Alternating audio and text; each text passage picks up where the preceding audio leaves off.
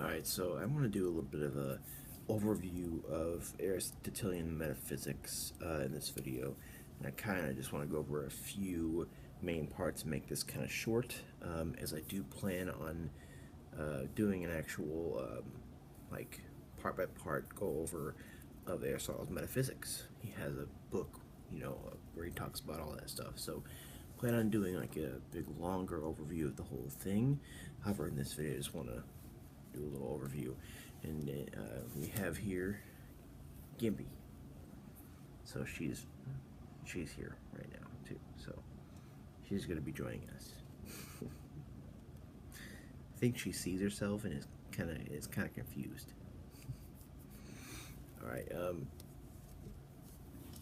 So his metaphysics is, of course, what I want to discuss is substance and form and matter, and actuality and potentiality. So first of all, he talks about a first philosophy, which has to do with what is being, and it's the study of being qua being, or the study insofar as being, the study of being via being. So he wants to think about the principles of things. He wants to things. He wants to think of things generally and abstractly. He this is the he wants to think about things in the highest level of generality.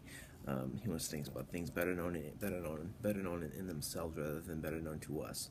Something better known in itself is something that is very general, very fundamental, and not necessarily known by us. And he has this whole distinction between better known in themselves and better known to us. It's kind of like the a posteriori distinction. Um, so he has categories in the same way, not in the same way, but in a very similar way. As Kant has categories. He has categories like quality, quantity, relation, and also substance. Substance is the thing that is fundamental to everything else, and is basically the most it is the most prior category. It has a privileged position among all of the categories. Everything else depends upon substance. And what is the central question of metaphysics for him? And that is, what is being, what is thing, and what is thinghood, um, and what is the integrity of a world as a world and of anything. And he wants to think about causation. He wants to think about all these different things. Furthermore, he has what is called form and matter.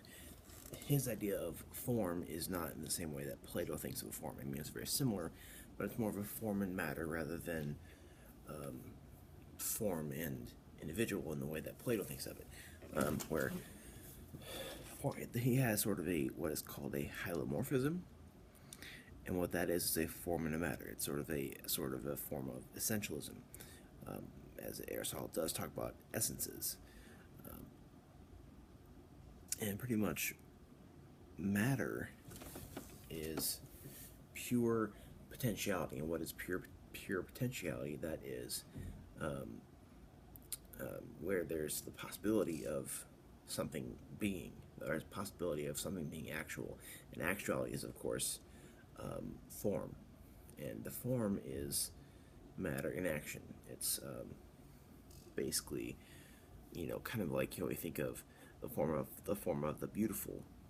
Um, something that there is matter, which is basically we have things, and something that canvas and paint and stuff like that, which can be made into a painting. That's matter, which can be brought into an actuality of something that is beautiful.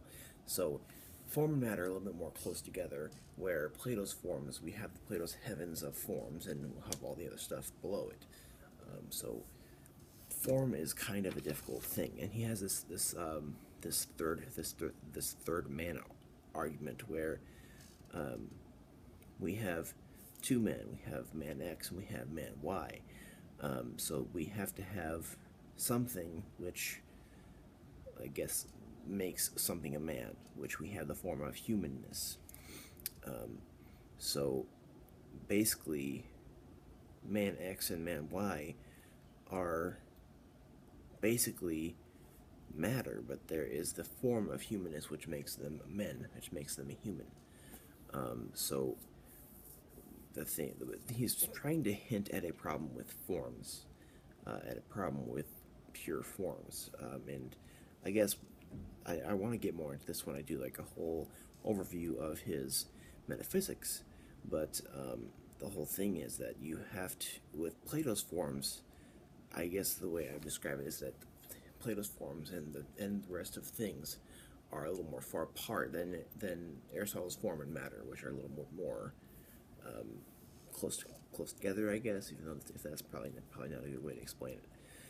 So we have the form of humanness, and that is the third man. That is what makes the man X and the man Y. Men are humans. So we need a new form of humanness to, I guess, to account for the form of humanness. So we have the form of superhumanness, which is basically going to account for the form of humanness. So to account for the form of superhumanness, we have to have another form to account for that, which is the form of super duper humanness. We can go back ad infinitum, because we don't really have a way of accounting for a whole lot here when it comes to Plato's forms. So this hints at a little bit of a problem as to what accounts for any form being that way.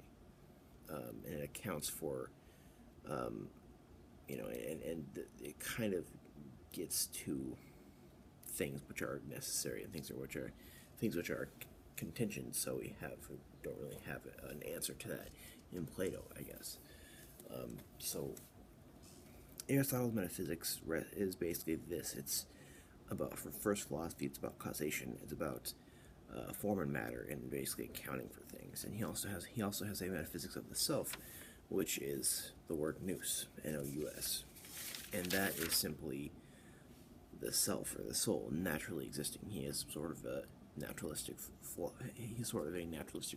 philosopher.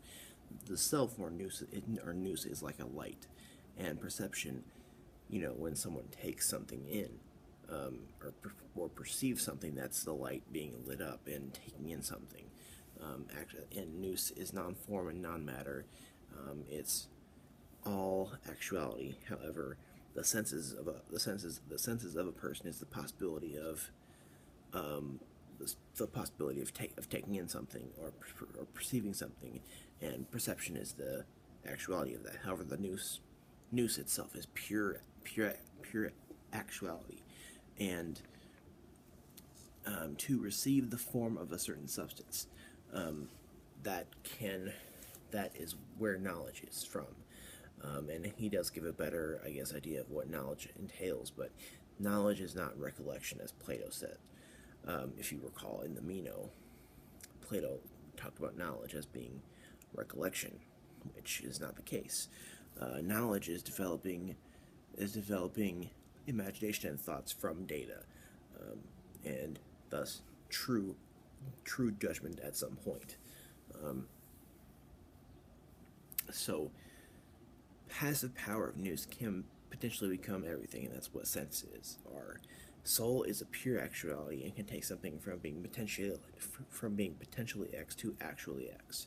So that's kind of a bare bones metaphysics of Aristotle. There's a lot more to discuss. His book Metaphysics is very long, and I plan on delving into that pretty soon. So thank you.